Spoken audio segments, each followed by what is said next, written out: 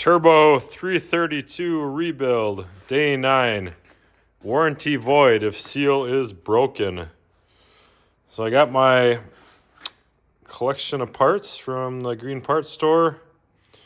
That's what $157 worth of John Deere parts look like, folks. But keep in mind, they had everything in stock and available for a 1987 garden tractor that's been out of production for many decades. So you pay more than some of the other brands for parts and the tractors, but the technical support, parts availability, that all still exists. So having to find all these parts individually or make them or buy used would be a lot of work. So got the rear end on the workbench, working on the diff lock and 2-speed seals, and then I'll do the axle seals. So here's how I got these seals out. They were flush with the housing, so you couldn't really just get in there and pry them out or whatever. You know, you couldn't use a seal puller because there was a shaft in the middle. So what I did is I drilled 2 really small holes. This one took a couple more as I was figuring it out, but 2 really small holes with a fine drill bit, and then threaded in this, it's just a drywall screw or a wood screw or whatever. Threaded that in, and as it was threading, it would push against the case of the transmission and slowly push the seal out. I tried yanking on them, prying on them, even have a little slide hammer that uses a screw like this, and it just popped out, and that's how this one got all torn to pieces. But I was able to get it out without wrecking the housing, so small trick there. As you're trying to get these out, they are pretty heavy-duty seals. They got this rubberized or whatever coating on the outside so the outer diameter doesn't leak.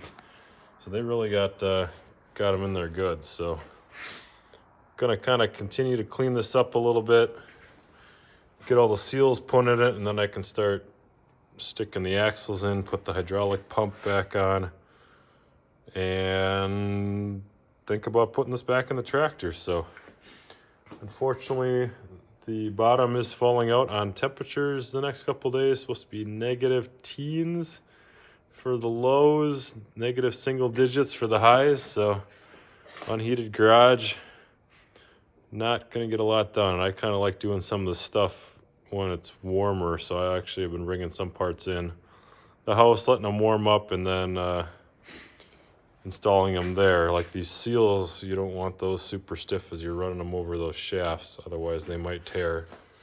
That's definitely one of the failure modes of seals, is tearing them when you put them on. So I'm gonna put some grease on there, get the shafts lubed up well so that the seal lip slides right over them and doesn't rip, and then I'll pound them in. I got some bushings that'll fit over there nicely and pound them in. And these I'm thinking I'll make a little step thing, because I think the depth makes somewhat of a difference, because that big washer thing goes in there, that locating washer. So I'll probably whip something up on the lathe quick for a driver that'll fit down in there, and that way I can set the depth, and as long as it is touching on all sides, then I know it's in there straight. So I did get the brakes put back together. I'll walk you over there. Cleaned them all up, brought them inside, blew Loctited the nuts, and then smashed over the